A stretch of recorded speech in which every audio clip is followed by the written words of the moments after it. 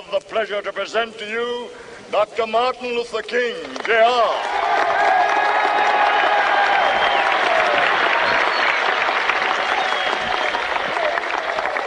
I am happy to join with you today in what will go down in history as the greatest demonstration for freedom in the history of our nation.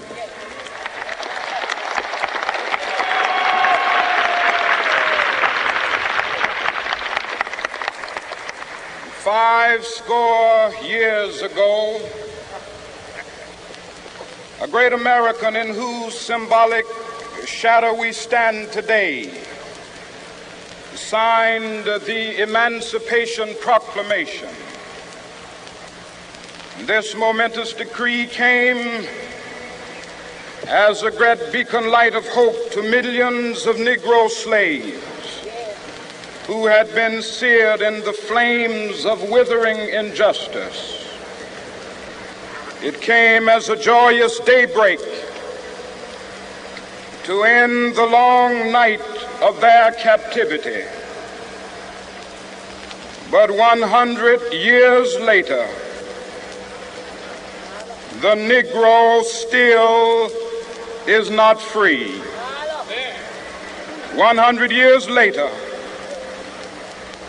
the life of the Negro is still sadly crippled by the manacles of segregation and the chains of discrimination. 100 years later, the Negro lives on a lonely island of poverty. I have a dream that one day this nation will rise up and live out the true meaning of its creed.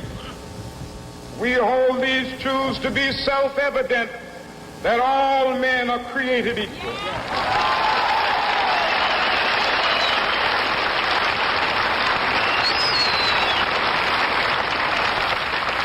I have a dream that one day on the red hills of Georgia, the sons of former slaves and the sons of former slave owners will they be able to sit down together at the table of brotherhood. I have a dream that one day,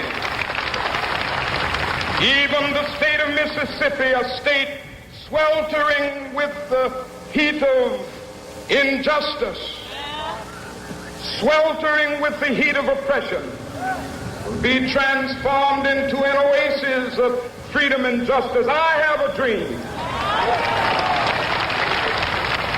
My four little children will one day live in a nation where they will not be judged by the color of their skin, but by the content of their character. I have a dream today.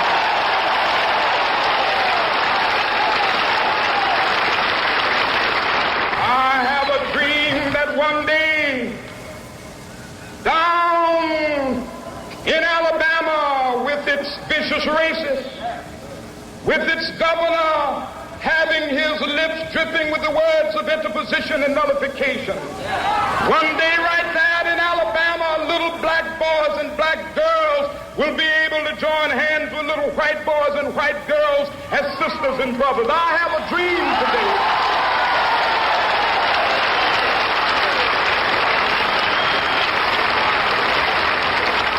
I have a dream that one day every valley shall be exalted, and every hill and mountain shall be made low. The rough places will be made plain, and the crooked places will be made straight, and the glory of the Lord shall be revealed, and all flesh shall see it together.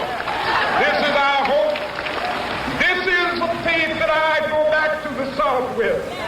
With this faith, we will be able to hew out of the mountain of despair a stone of hope. With this faith, we will be able to transform the jangling discords of our nation into a beautiful symphony of brotherhood.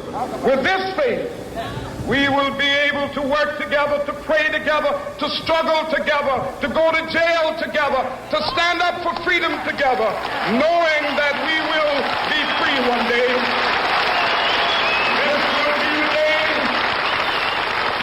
This will be the day when all of children will be able to sing with new meaning, my country, 'tis of thee. Sweet land of liberty, of thee I sing. Land where my fathers died, land of the pilgrim's pride. From every mountainside, let freedom ring. And if America is to be a great nation, this must become true. And so let freedom ring. From the prodigious hilltops of New Hampshire, let freedom ring. From the mighty mountains of New York, let freedom ring. From the heightening Alleghenies of Pennsylvania, let freedom ring. From the snow-capped Rockies of Colorado, let freedom ring. From the curvaceous slopes of California. But not only that, let freedom ring from Stone Mountain of Georgia. Let freedom ring from Lookout Mountain of Tennessee. Let freedom ring from every hill and molehill of Mississippi, from every mountainside. Let freedom ring, and when it happens, when we allow freedom ring, when we let it ring from every village and every hamlet, from every state and every city, we will be able to speed up that day when all of God's children, black men and white men, Jews and Gentiles, Protestants and Catholics, will be able to join hands and sing in the words of the old Negro spiritual, free at last, thank God Almighty.